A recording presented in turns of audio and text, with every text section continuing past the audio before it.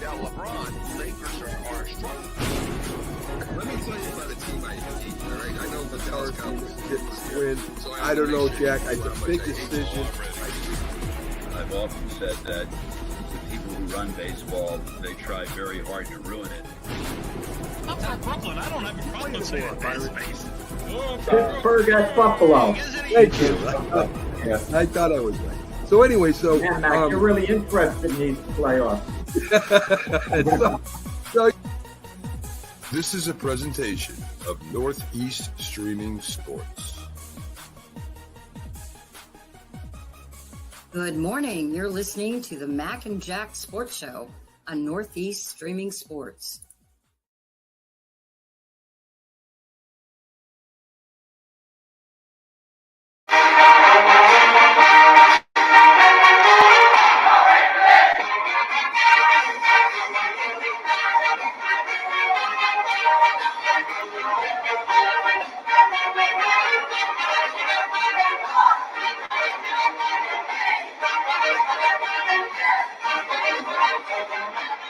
happy hump day. Wednesday here on it's not a new program, of course. It's a program that's been under a different name. We have changed our name from Northeast Streaming Sports to the National Streaming Sports. All these things will be happening. We're doing it kind of slow so that we don't confuse people or confuse myself especially. So, yes, we are now the National Streaming Sports because of all the shows that are on now, over 60 shows nationwide. So we thought it was the right time to go ahead and change that. Good morning to everyone. Jack still is on. Well, he's driving back to New York from Florida. Thank you. And he's going to be coming up. It'll be raining and cold again, so he's making it up here just in time. So, in sports, we'll give you the first of the most important things. The Washington Warriors are knocked out of the playoffs again. The big three there: Steph Curry, Draymond Green, and Thompson, who didn't score a point in last night's game against the Kings. They're knocked out again, and we'll see what happens with the Warriors. Will they keep the same three there? Will they get rid of a couple of them? Draymond Green, of course, is getting older. Klay Thompson, they both have big contracts, especially Draymond Green. So we'll see if they get rid of Draymond Green and keep Steph Curry and maybe reboot that thing and take another run at it. The Pelicans lost to the Los Angeles Lakers. Lakers have won the play-in, I think, for the third year in a row. The Pelicans are still in it. I think they dropped the 8th spot, so they'll still be in it right now. Zion Williams had 40 points, left the game in the fourth quarter, and with a hurt leg, we'll see how that affects him later on. So this week, the sports world is kind of flipped over as the biggest news story was the WNBA draft. And anyone outside Connecticut, no one ever cared. And of course, that's changed this year with the amount of views they got with Caitlin Clark and the Carolina basketball team. UConn is always big up here anyway. That's the only sport we have up here that we really follow. So Caitlin Clark was taken number one as expected, the number one scorer in the WCBB, the women's college basketball. And how crazy this has gotten is Frank Lotierza from Glove Fist was actually talking to me about the draft. Now, this is a guy who doesn't talk about the WNBA at all. This is how big this thing has become. So he thought Caitlin Clark would be taken number one. He thought who would be taken after that. So I'll give him his answers right now. So rest of the top 10, Cameron Brink went to the LA Sparks. Camila Cordosa to the Chicago Sky. Rebecca Jackson went to the LA Sparks. J.C. Sheldon to the Dallas Wings. Aaliyah Edwards to Washington. Angel Reese to Chicago Sky. Elisa Pili went to Minnesota. Elia Lacone from France to the Connecticut Sky. Maybe they're hoping there's a little Wembanyama magic in there somewhere. And, there's a couple questions about this. Some people are questioning why, Caitlin Clark is only making $338,000 on her contract when the NBA stars that are drafted are making so much more in the millions. Wembanyama made $55 million. Signed a contract for $55 million anyway. He hasn't made it yet. So the disparity, of course, is because of views and attendance and all that good stuff. But there's questions I have for Caitlin Clark. I mean, WNBA will get a bump. They're going to be showing the Indiana games. That's where the pro team she went to. But what happens if she's just a regular player?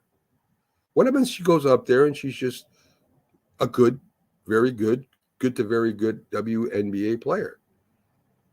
Will the views drop overall in WNBA this year? I mean, they're already low, so it's going to be a little bit of an increase, but maybe not as much as they think. So how long is this going to last? Is this something that will last for a long time? Or is this just a little bit of a not a fad, but something new? And will the women's college basketball views go down now that she's left? You got a couple stars that I know of, Juju Watson, Buchers from UConn. I imagine they will try to schedule USC versus UConn during the year just to get some big views. But will this affect both the WNBA and women's college basketball? Now, another question is, why did she leave now? Why not wait? In the NIL, she made millions last year. Not 338,000. I imagine she'll get endorsements, becoming a WNBA player and make millions. But she could have stayed down there, made her millions, put the scoring record out of reach for future. Maybe even won a national championship. Did she leave too early?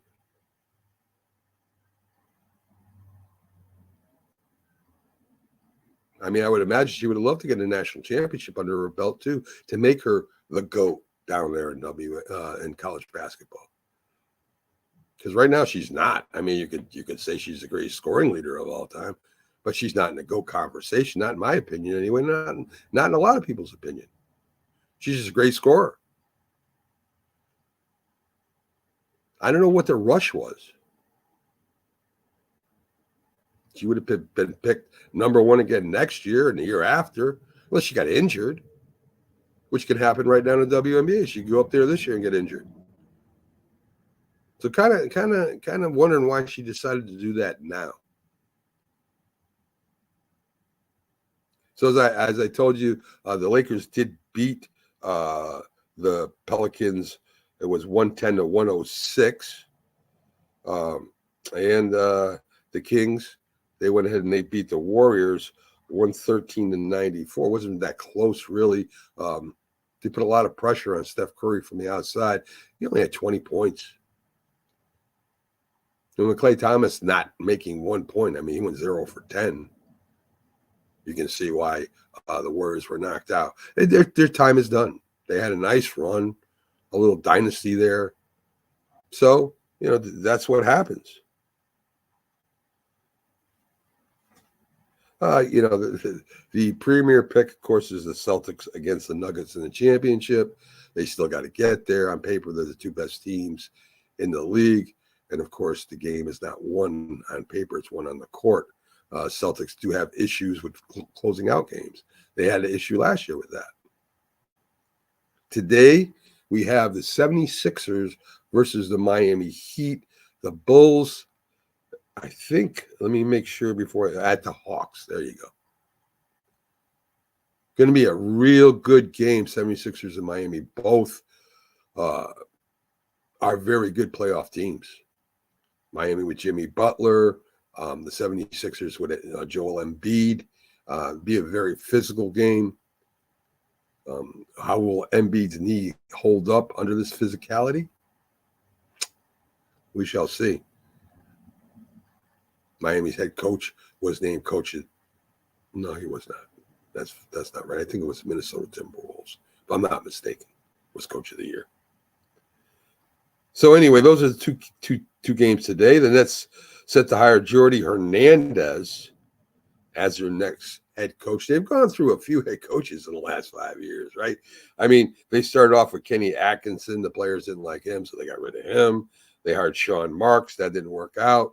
Steve Nash was hired. He's not really a demanding coach. He kind of backed them up. The big three there, when they were playing, they liked him because he didn't put no resistance up against, Kyrie, Durant, and the other one in the big three who plays for the LA Clippers right now. Jesus, I can't remember his name. I got a mental block there. But anyway, he didn't put no pressure on him at all. And of course, after Jackie Vaughn, you just can't win any playoff games if you keep replacing your head coach, right? Different visions, different ways of coaching, defense, offense, whatever the case may be. But so the Nets are trying to change that around over there. A year ago, they had a pretty good young team, and this year they really couldn't do nothing. So let's see if Hernandez can bring the Knicks back at least to being respectable in the NBA. Draymond Green did say he loved to play it because of the competition. I wonder if he feels the same way today.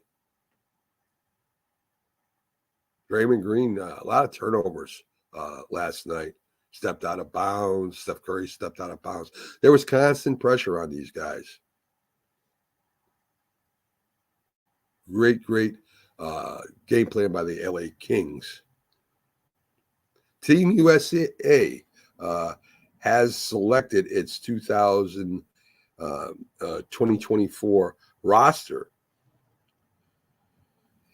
And here's some players that are going there. They've got, of course, LeBron, Steph Curry, Anthony Davis, Durant, and Tatum, Drew Holiday, Embiid's there, Halbertson's there, Anthony Edwards, Ben Adebayo. He's on the team. I mean, you could probably make up another team for the people that didn't make it, right? Kawhi Leonard, Brunson, Wembanyama, Damian Lillard, Anunoby, Booker. I mean, you could make another whole team. But the 10 is set to go, and it's peculiar because I was watching it this morning. It doesn't look like they took a college player that's going into the NBA. Could be wrong. I didn't see one. I expected maybe Zach Edey to be part of that team, the big center from Purdue. But I didn't see a college player, taken to go play. One time it was all college. And then they had the dream team and they won, and that was it. See you later. So that's changed quite a bit. Boston's first matchup will be against either Miami or the 76ers. That's a tough game. That's a tough. That may be their toughest game until they get to the finals. If Embiid's healthy, 76ers have a shot at beating Boston. Of course, Miami went to the championship last year. So no easy first game for the Celtics. If the Celtics win that, Knicks win their game, they would end up playing the Knicks. Either the next game or in the finals. And of course, that's what all Knicks fans are hoping for. In MLB news, they celebrated Jackie Robinson Day. All the players wear number 42. We know the story, or most of us know the story of Jackie Robinson. He breaks the color barrier. Owner Branch Dickey, that's his real name, Branch Dickey of the Brooklyn Dodgers, drafts him, starts him as a rookie, primarily at second base. And Jackie Robinson faced a lot of issues. Of course, you can only imagine being the first black player in MLB history. The all-star shortstop, Pee Wee Reese, a favorite shortstop of a lot of people in Brooklyn, embraced the change when the rest of his teammates didn't. He allowed photographs of him, putting with his arm around Jackie Robinson. He kind of tried to smooth things over in the clubhouse for Jackie Robinson. And, Jackie Robinson now has 2 plaques in the Hall of Fame. One for breaking the color barrier, and the second one for his on-field achievements. And he had quite a few. He was a very good second baseman. Had a nice swing. Very fast. Him and Pee Wee Reese were the middle of that infield all the way up to when they went to L.A., to the Los Angeles Dodgers, became the Los Angeles Dodgers. I think he was Rookie of the Year, if I'm not mistaken. So, multiple all-star player, Hall of Famer, of course. So, the tribute to Jackie Robinson, number 42, which Mariano Rivera wore. At one time, they retired his number, 42, but Mariano Rivera, since he wore that while playing with the Yankees, got grandfathered in, and they let him wear it. And I think Jackie Robinson would have been happy, Mariano Rivera wearing his number. Well, probably the greatest closer of all time. Longtime Yankee broadcaster John Sterling is retiring. Now, I'm not sure if he's retiring at the end of the year, if he's retiring this year. He's had medical problems last year. I always listen. I love listening to baseball on the radio. And John Sterling had a unique way of calling games, calling home runs, nicknames for the players. Total homer. Love the Yankees. Before that, I think he was on the Yankee Network. So he had experience on television as well as radio. But he had that big booming voice, It is high, it is far, it is gone. So Sterling will be retiring. And that's a big deal to me and to a lot of people that listen to him on radio. Some people don't like him. They think he's all into himself. But you got to be a little bit that way, right? If you're going to be good at what you do, you got to be a little confident or overconfident in yourself. So good luck to him whatever he chooses to do, and hopefully he stays healthy. The New York Yankee farm system is in great shape. It wasn't for a long time. But right now they're ranked 7th out of the 30 MLB teams. Got a lot of young talent down there. And the Baltimore Orioles, who are now catching on fire, they have the number 2 ranked farm system. And that's how you continue to win, right? We're seeing that a new thing that's gone old again, right? You're seeing the farm system being utilized the way it's supposed to be. You bring up players when you think they're ready. You give them a chance. Sometimes they shine. Sometimes they got to be sent back. But it's a great experience for them. Yankees did it with Volpe. Cabrera right now, they're kind of playing with a little bit. But he homers a lot. He's a good glove. Volpe has been outstanding. And all the young Baltimore Oriole players are playing really well. I still think they'll take first this year. And the Yankees bats, if they go quiet like they have recently, they're not going to win. When the Yankee bats get loud, they're going to win. They're going to win a lot of games. In Boston, Tyler O'Neill, who's been hitting home runs like crazy, he was leading the league in home runs, found out how hard Devers' head is as they run into each other over a fly pop ball into the outfield. Tyler O'Neill came up all bloodied. He's in concussion protocol right now. So, Little League 101, the pop up into the outfield goes to the outfielder. Today's baseball, you know, you all want to get on that highlight reel. They all want to make those crazy catches. Causes an error. Lose your game. So, you know, call them off and get out of the way. That's what you got to do. Let the outfielder take charge. He's coming in, you're going out. It only makes sense. And speaking of Baltimore, outfield Colton Cowder named the ALL Player of the Week, American League Player of the Week. His team, well, let's give his average. 435 average, 4 home runs, and 12 RBIs for the week. His teammate Cedric Williams with a Superman catch, laying out, diving on a hard line drive, makes a great catch. But he came crashing down to earth. You know, you can't fly that long if you're not Superman, right? You're gonna end up eventually coming down to earth, but held on to the ball. A great play. Rob Gronkowski goes to Fenway Park to throw out the opening pitch, spikes the baseball.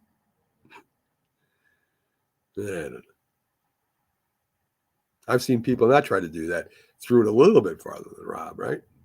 There's been some real terrible first pitches. You would think they would practice this. I remember when Stephen A. was practicing it on set, and he still threw about 10 feet. It's a lot further than you'd think when you go out there. Then you have a nun or something throw it all the way to home plate. Make you look really terrible. So Rob Gronkowski doing his touchdown celebration with the baseball on the mound. The Mets are back in 500. Harrison Bader doubles in the winning run to beat Pittsburgh, another team that was on fire, starting to cool down a little bit. The Phillies pitcher, Aaron Nola, strikes out 9. You know, Aaron Nola is an underrated pitcher. You don't hear about him unless he, you know, in Philly they know him. Around the country, they really, I don't think they give him enough credit. The Phillies beat, who they beat? They beat the Rockies. Peche's walk-off single. Yeah, giving the Philly 2-1 win. So the Phillies are still playing well. We'll see if they can do what they've done in the past couple of years. In the NHL, the New York Rangers win the President's Cup. For the best regular season record last year, the Bruins did that. In fact, they set a record for the most wins. It was over 60. And really, just that gives you tribute to the regular season. Most teams care more about the Stanley Cup than the President's Trophy. But hey, good for the Rangers. They have a good team this year. New York's happy. Rangers, Knicks, you know. They both won over 50 games. First time in like 30 years or something crazy. So let's talk a little bit. I want to talk a little bit about, let me talk a little bit about what I want to mention here. Well, let's talk about Michigan. A little college football for a minute. They have handed down a 3-year suspension to Michigan for what happened last year, spying from the sideline. Why would you do that from the sideline? I mean, just sit in the stands, right? Why do you want to go on the sideline with the other team, you know, put on a disguise? And I don't know. I don't get it. They also will be fined. It's going to hurt their recruiting. They're going to have some kind of, you know, they're not going to be able to recruit like they did. I'm not sure exactly what that entails. But what happens to Michigan with the NIL now? Do players, since they can't play for the national championship for a few years, jump in that portal? It's going to happen. And Michigan's going to be not decimated, but they're going to be put behind the 8 ball for three years, and then count another 3 years after that to rebuild the program. So for something that Jim Harbaugh did, again, the university and the players are going to pay for it. I don't get it. Why isn't John Harbaugh fined? Why isn't John Harbaugh fined? I don't know. They've got to change that. You're hurting the university. You're hurting the players that played there, are going to play there. You're hurting the coaching staff, but nothing happens to John Harbaugh. I don't know. Kind of makes you wonder. And I thought the NCAA had no teeth, right? The NCAA, they have no control over what. When it comes to fining, they do. Yeah, they do. They have teeth in certain areas, right? They can't keep the college, the teams in the same conferences. They can't control that, but they control the money, the purses, right? The purse strings, NCAA controls. So in the NFL, we know there's going to be a lot of new head coaches. I picked out 5. And what you have to do to become a winning coach, who has the easiest and hardest. I'm going to surprise a lot of people out there. So first, as being a new head coach in any program, especially the NFL, you have to go in there right away and kind of take charge, kind of get to know things, know people, know what they do, how good are they, right? I mean, you pick your coaching staff. You got to get to know the players. What players are you going to keep? What players are you going to get rid of? Who's the leaders on the team? Who's going to be there with you, fighting through everything? So a lot of things. And as a head coach, you're in charge of almost everything. In the beginning, you're in charge of changing the culture. Not easy to do.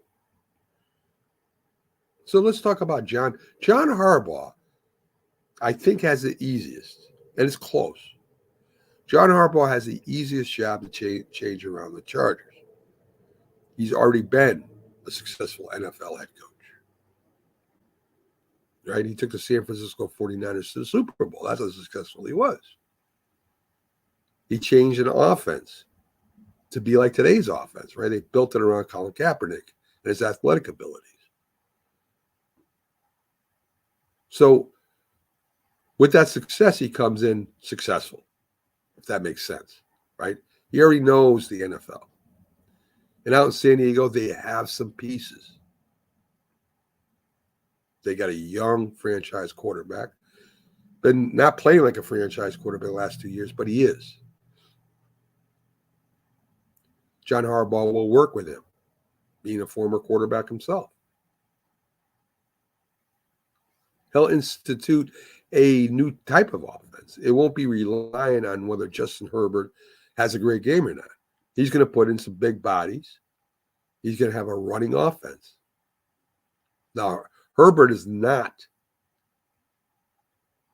He is not Justin Fields. He's not Jackson. He's not that type of athlete. He can run, but he's not that. Harbaugh knows that. So he's going to run the ball with his running backs. He's got Eckler there. He's going to throw the ball to his wide receivers on play action. And Herbert won't have to win the game for him. He can become more of a game manager. He doesn't have to throw for 4,000 yards. He can throw for 3. And he still can have a successful season. So the Chargers are not going to be the same Chargers as we've seen in the last 4 years. Their defense will be aggressive. On defense, he's got some players there. Yeah, he's got an edge rusher, maybe 2. He's got a good defensive back.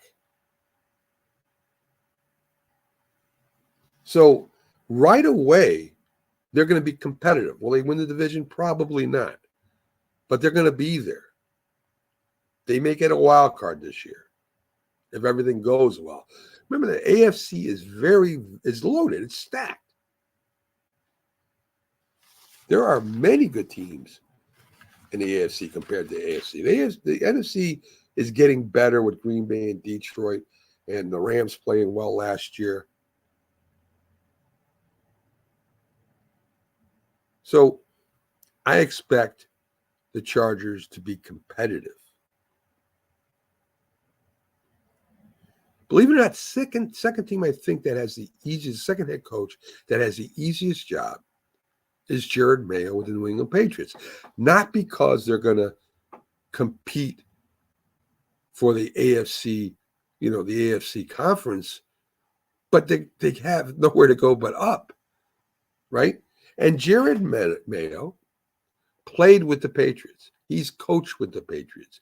He knows the players on the team. He knows how the system works in New England.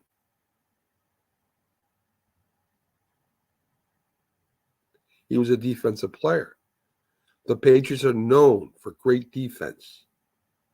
Mayo played underneath Belichick on some of those great defenses, coached with Belichick on some of those great defenses. Offense will be a different situation. The Patriots have been busy in free agency at some skill positions. They got a bridge quarterback, Jacoby Brissett, who is one of the best backup quarterbacks in the league right now. He's played in New England. He may have played with Jared Mayo, I'm not sure, or Jared Mayo.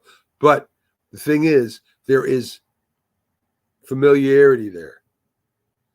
They didn't just bring in a new coach that has to get to know everybody, and the players got to get to know him. The question of what do they do in the draft? Of course, Jared Mayo will not be the head guy deciding that, but he'll have some input. And do they get a quarterback? If I'm the GM, I don't. I trade down. I get as many picks possible because the Patriots are in a rebuilding stage. They're not retooling. They're not trying to, top it off to become great.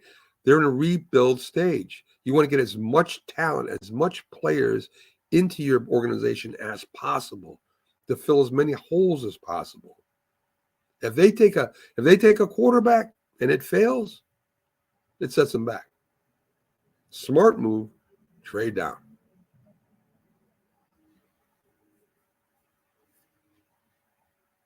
So, he'll stop if he stops the bleeding with the Patriots, but he will be filling the shoes of a great legendary head coach. If he can stop the bleeding, improve a little bit next year, the Patriot fans will be happy. I don't know, happy is even the right word. They'll be satisfied. They won 3 games last year. If he wins 5 or 6 this year, they're competitive all the time, which I think they will be. Patriot fans will be looking forward to next year. They know there's no chance this year. Third easiest job, Mike McDonald, former defensive coordinator of the Baltimore Ravens for the past 2 years. You have Geno Smith. You got a good offense. Not great, but you have a good one. You got Geno Smith. You got Sam Howell, backup quarterback for will be the backup this year, starting quarterback for the Commanders last year. Passed for a lot of yards, took a lot of punishment on an offense without, the offensive line was terrible. So you have your quarterback room. You got your future. You got your present. Really good. You got one of the best wide receiving crews in the league, I would say.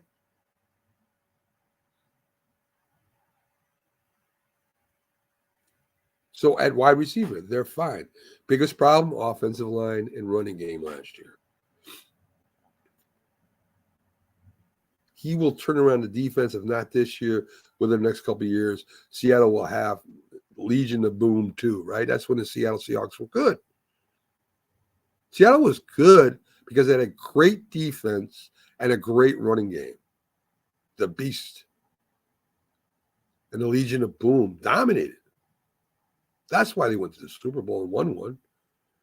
I mean, Russell Wilson was good, but they didn't depend on Russell Wilson to win games. He made plays now and then.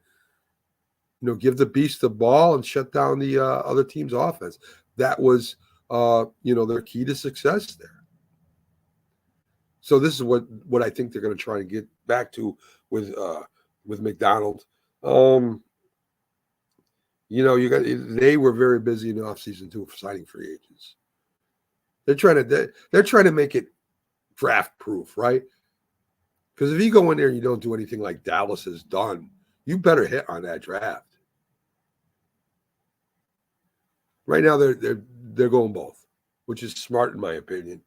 Of course, replacing Pete Carroll, another probably be a Hall of Fame coach, will be hard for him to do. I think he can do it though.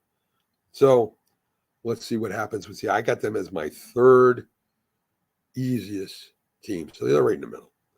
Dave Collins with the Carolina Panthers. I mean, I know coaches want a shot at head coaching, right? And it don't come along every day. You don't get this chance. So you jump at it. So you're stuck on the Carolina Panthers with a young quarterback. The experts say, got to give him confidence. What are you talking about? Got to give him confidence. Got to give him an offensive line before he, so he doesn't get hit all the time. So the running game can run.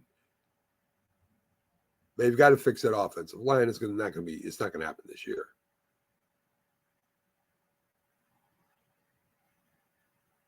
Your defense a couple years ago was good. You lost your best defender to the Giants. So there's a lot of stuff that has to be done. They have a very impatient owner. The fans are sick of it. They're sick of the owner. If Gonzalez can make this team a winner in a couple of years, if he's allowed to, I mean, he becomes a hero, right? If he doesn't, he's just another coach that will get fired until, I guess, the owner's money, the pockets get dry, which won't happen. So, if he does win, if he does turn around, he might get a plaque or something, right? He might get a plaque, he might get a statue, whatever. Doesn't look good, though. Let's take a look at the last one that really has, to me, the hardest job. And that's Titans head coach Brian Callahan. Now, the reason why it's the hardest to me is because this is a team that has remained competitive. They even went to the championship not too long ago. So he's going into a position where it's hard for him to falter, right? He's got to come in there and make an instant impact, which is very hard to do.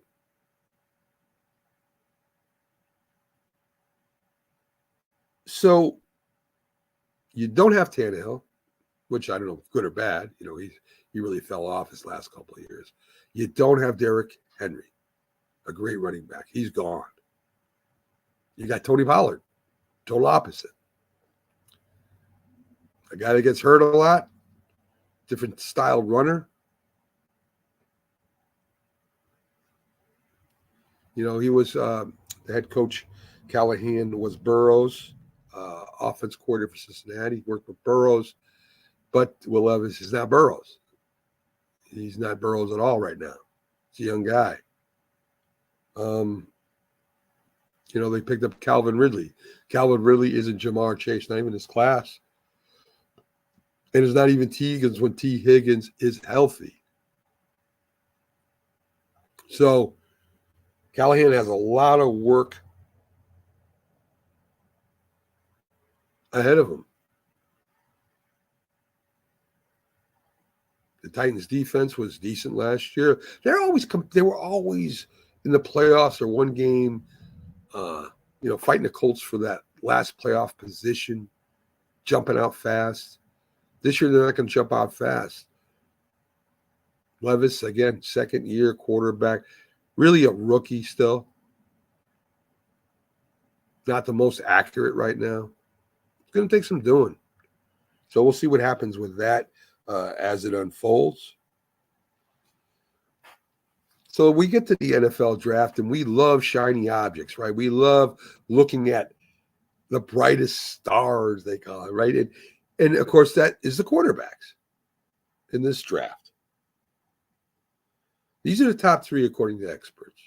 Caleb Williams, Jaden Daniels, Drake May. And you have a lot saying, hey, Drake May has the highest ceiling. He can be taught a lot. Can he?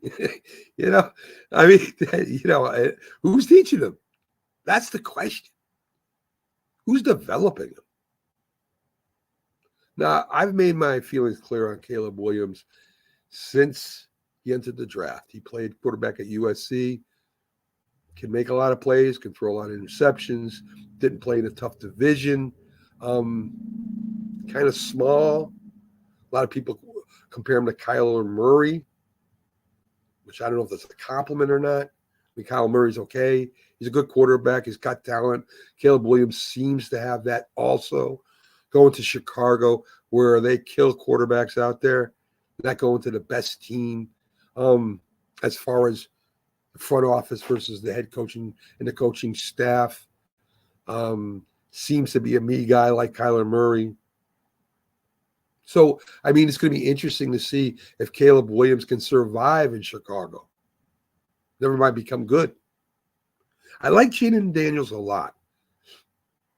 Again, he's depends on what team he goes to. If he goes to the Commanders, new everything, new ownership, new head coach, defensive coach, not an offensive coach, has a chance, maybe take a couple years, but he has a chance to become a real good quarterback. Drake May, I don't think has a shot. Drake May is the kind of quarterback they love to see, the prototype. Tall, big, strong, athletic. We've seen a few of those over the past couple of years, right? Do you think he's good as Justin Herbert coming out of college? I don't think so. Do you think he's good as, the former Clemson quarterback coming out of college, now playing, for the, not the Titans, Trevor Lawrence? Is he as good? Was he as good as college quarterback as Trevor Lawrence when he played at Clemson? No. So I don't like these three. Jaden Daniels, kind of the exception. If I'm the GM, my picks would be Jaden Daniels, depending on what team. Bo Nix, the most accurate quarterback in college football, over 74%. And Bo Nix is maybe the best accurate downfield thrower. And we want to talk about his injury issues. He had no injury issues last year. He got hit a lot. A lefty. The lefties have had success in the NFL. Ken Stabler, Tua plays pretty well. He's accurate if nothing else. And Penix Jr. is bigger, taller at least, than Tua.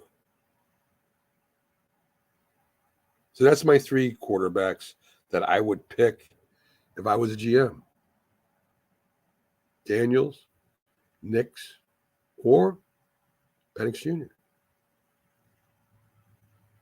A lot of resemblances here. Bo Nix reminds me of Drew Brees a lot. Same statue, very accurate, passes well from the shotgun, can throw accurate down, knows when to get rid of the ball. Great short field passer. Does that make sense? Probably not to some. But you've got to hit them short passes, crossing routes. Not everything is a downfield bomb. Pick a defense apart. I think that's the type of quarterback Bo Nix will be.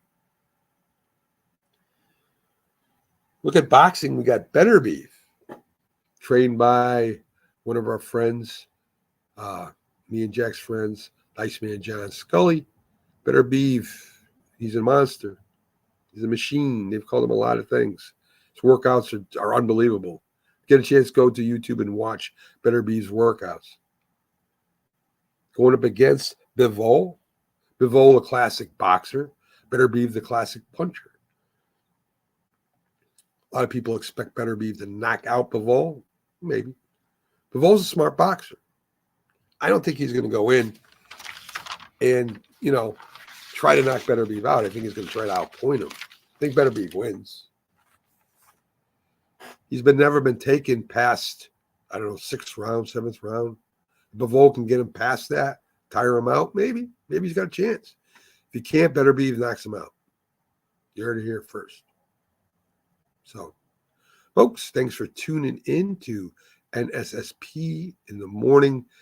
National Streaming Sports. We changed our name, as I told you in the beginning of the show, because of so many shows that are from across the country right now. We're from Seattle to Texas up to, the north regions now with the Tundra Network, down into Florida, Georgia, Alabama, to North Carolina, up all the way into New Jersey, Rhode Island. We've got a lot of shows now. And you can check us out by downloading the free Roku app. Go to the Roku store. Channel search Northeast Streaming Sports, which will be changed. But right now it's Northeast Streaming Sports until I change it on Roku. I want to thank you all for joining me today. I'll see you again tonight on National Professional Sports, which we'll be doing. We'll have a bunch of hosts on there. I know a lot of people love that show, and we'll be on there tonight, 6 p.m. Join us if you can. If not, look for us later on Facebook or YouTube, because we're there too. Have a great Wednesday. We'll see you tonight. Take it easy, folks.